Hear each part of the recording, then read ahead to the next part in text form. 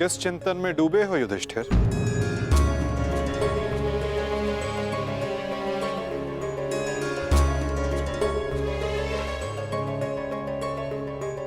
प्रणिपात वासुदेव।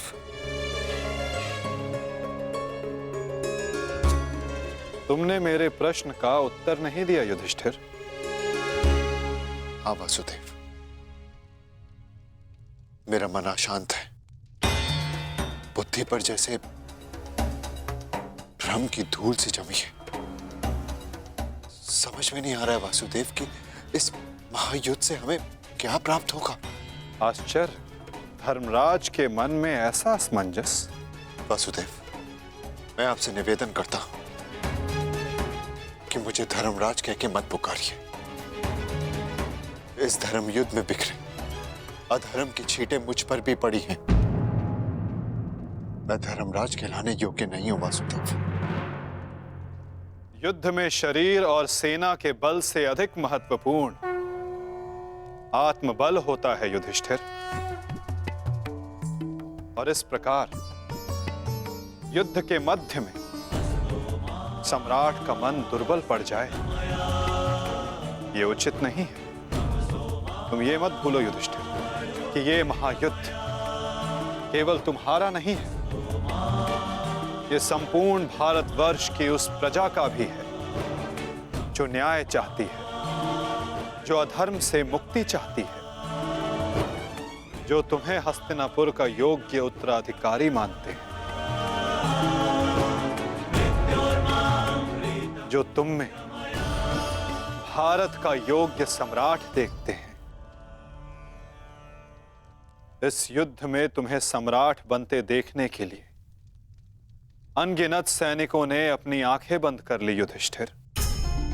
और आज भी अनगिनत सैनिक सज्ज हैं अपना बलिदान देने के लिए। एक सम्राट का कर्तव्य है कि वो अपनी सेना, अपनी प्रजा का मार्गदर्शन करे, ना कि स्वयं दुविधा में फंस जाए।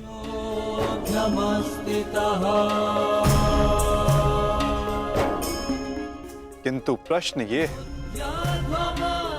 कि सम्राट के मन में ये प्रश्न आया क्यों?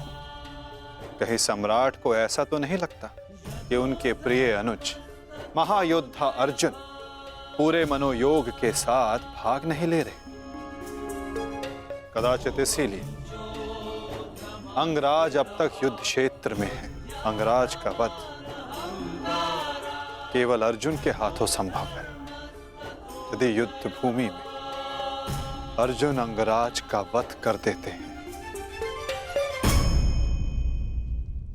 तो अवश्य ये संभव है युधिष्ठिर।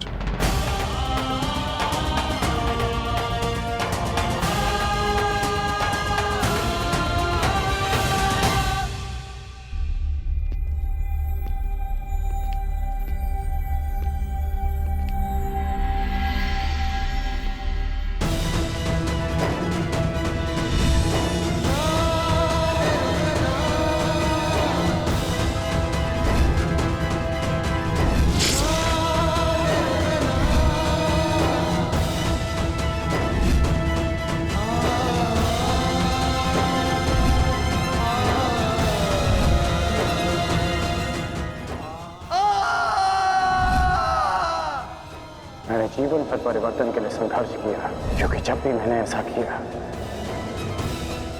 तो मैंने लोगों की आंखों में आशा की किरण देखी।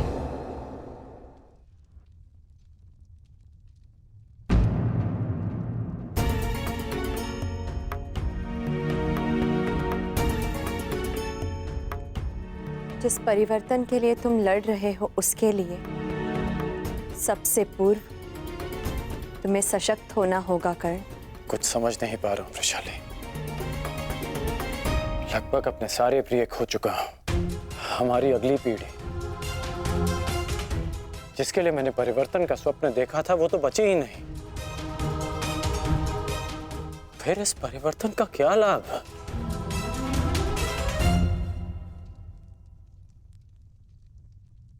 तुमने जो जो सहा है मुझे उसका भान है कर्ण, परंतु कुछ नवीन पाने के लिए बलिदान करने ही पड़ते हैं। युद्ध में योद्धा वीर गति प्राप्त करता है ये भी जानते थे। धन की, प्राण की, अपनों की हानि होती है ये भी तुम जानते थे कर्ण। फिर आज ये उद्विग्नता क्यों? इस समय तुम कौरव सेना के सेनापति हो अंगराज, और तुम्हारी सेना को तुम्हारे मनोबल की आवश्यकता है। उन्हें एक सशक्त सेनापति चाहिए, ना कि एक टूटा हारा योद्धा। हम सबको तुम पे विश्वास है कर्ण, मुझे तुम पर विश्वास है। तुम ही हो कर्ण जो ये परिवर्तन ला सकते हो।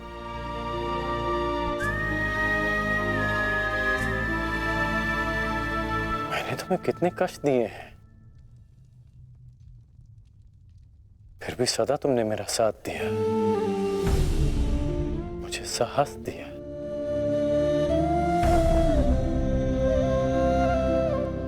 मैंने सदैव परिवर्तन चाहा है, उसमें विश्वास रखा है, पर आज स्वयं को संभाल नहीं पा रहा हूं मैं।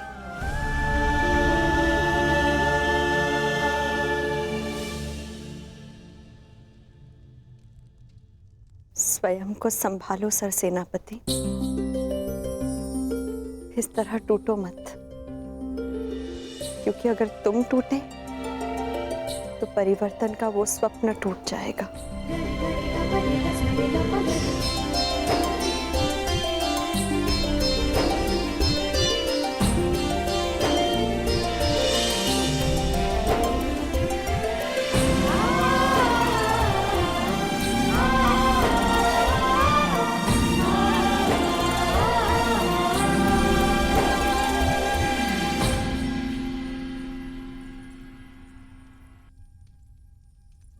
जी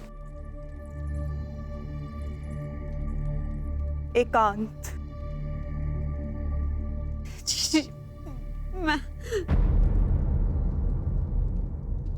कुछ मत कहो कुंती, समय ने मुझे उस मोड़ पर लाकर खड़ा कर दिया है जिस मोड़ पर ना तो मेरे पास कुछ कहने के लिए है और ना ही सुनने के लिए। तुम्हें स्मरण है तुम्हें वो समय कुंती जब हमारे हस्तिनापुर में हर्ष, खुशी, उल्लास और आनंद होता था। मुझे दंभ होता था कि मेरे कक्ष में 100 और तुम्हारे कक्ष में 5 दीपक हैं, परंतु आज मेरा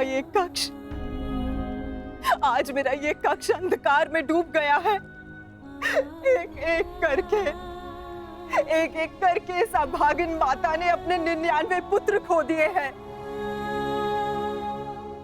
परमात्मा से 100 पुत्रों की माता होने का सौभाग्य पाकर भी आज मेरे दोनों हाथ खाली हैं। माता के आंसू तो अपने एक पुत्र के वियोग में सूख जाते हैं, परंतु मैं अभागिन गांधारी अपने 100 पुत्रों के विलाप के लिए अश्रु कहां से लाएगी कुंती? कहां से लाएगी? ऐसा नहीं है दीदी, ये दुर्भाग्य नहीं, हमारी असफलता है।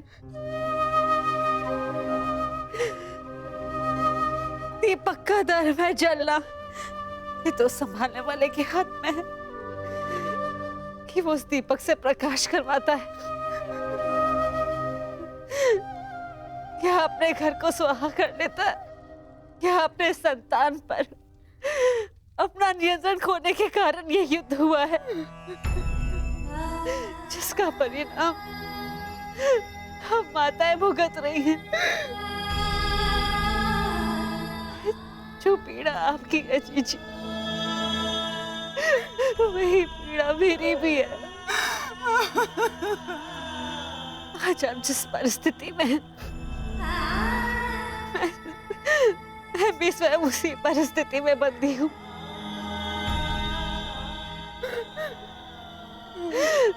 भाइयों को लड़ते देख कौन सी माता प्रश्न हो।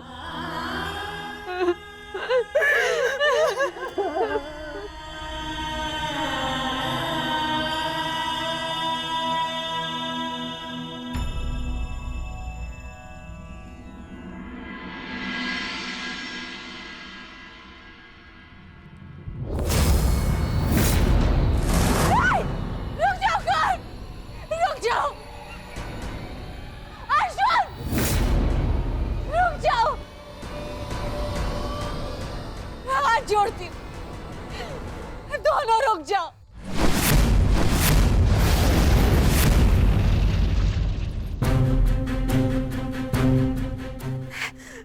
ऐसा नहीं होने दूंगी।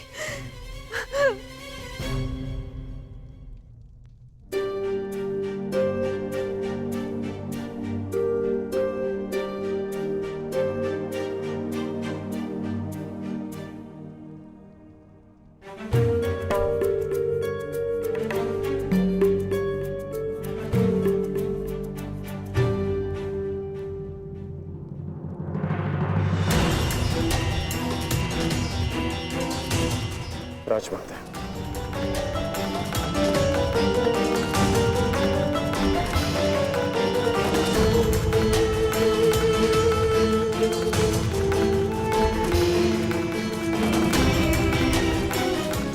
बड़ी बात राजमाता, ऐसा क्या हो गया कि आपको इस समय यहाँ आना पड़ा? कुछ शुभ शब्दों ने मेरे मन को व्याकुल कर दिया है। मैं समझ सकता हूँ। जिस माता के सारे पुत्र युद्ध पर हों, उस माता का मन व्याकुल होना स्वाभाविक है। बात ये नहीं है, मैंने दुस्वप्न देखा। कैसा दुस्वप्न? तुम बांध छड़ा आगे जा रहे हो, अर्जुन भी सजा है और दोनों ने बांध संधान कर दिया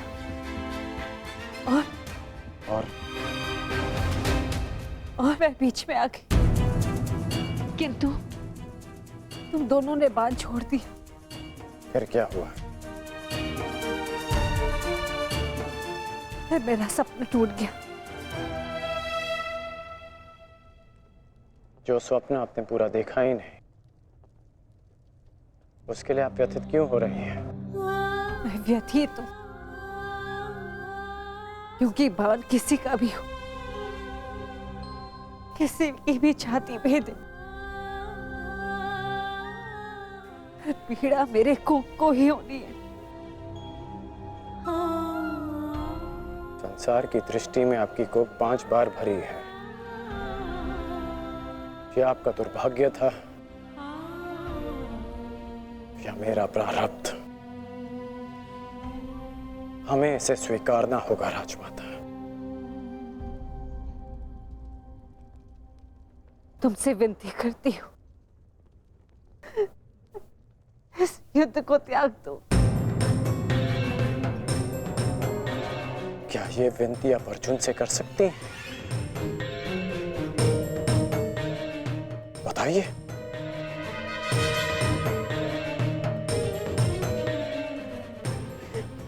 विवश हूं। परंतु हम विवश नहीं हैं पुत्र।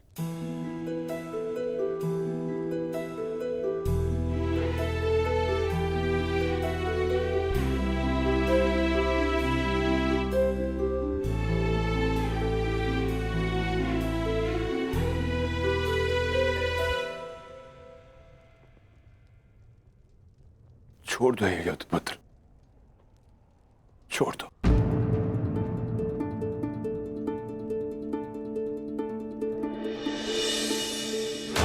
पिताश्री, आपके पिता के आदेश के साथ साथ हमारा आदेश भी सम्मिलित है पुत्र।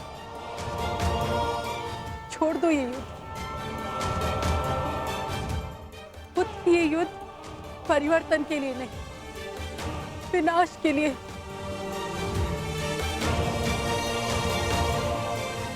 समझ लो कि हम अपने पालन पोषण के ऋण का मूल्य मांग रहे हैं तुमसे।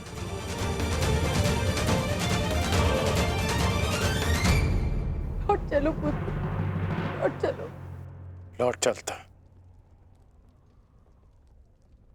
लौट चलता यदि मैं केवल राधेकरण होता।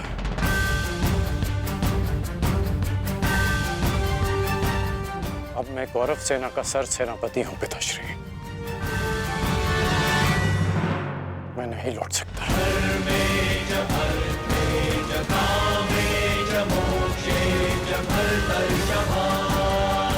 मेरा कर्तव्य आपका आदेश ना मानने के लिए मुझे विवश कर रहा है। मैं नहीं लौट सकता माता। ब्रह्म मुहूर्त में देखा गया सपना सत्य नहीं होता है पुत्र।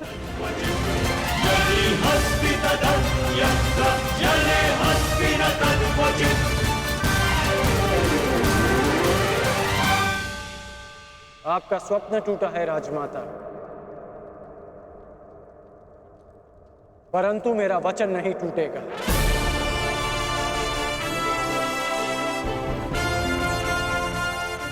सूर्योदय होने को है। मेरा अर्घ देने का समय हो गया।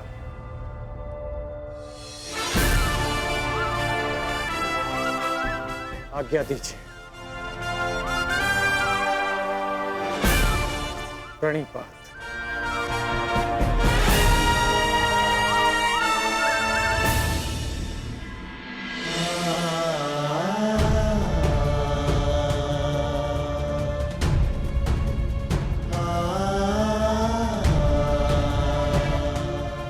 आज्ञा दीजिए पिताश्री। आयुष्मान भव।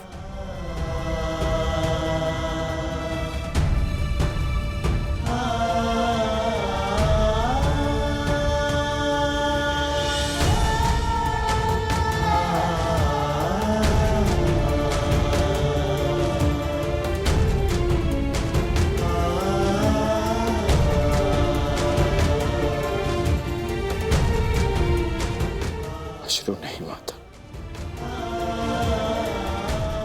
चलता।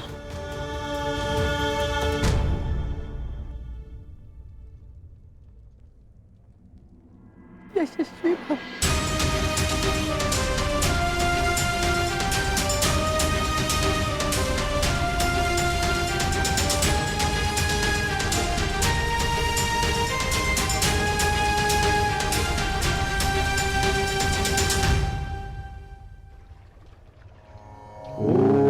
सूर्याय नमः। ॐ भानवे नमः। ॐ खगाय नमः। ॐ श्री सवित्रे सूर्यनारायणाय नमः।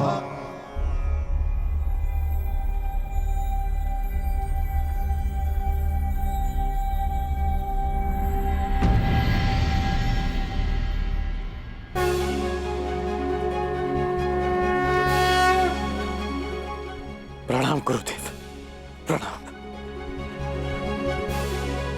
आयुष्मान भव पुत्र, आयुष्मान भव।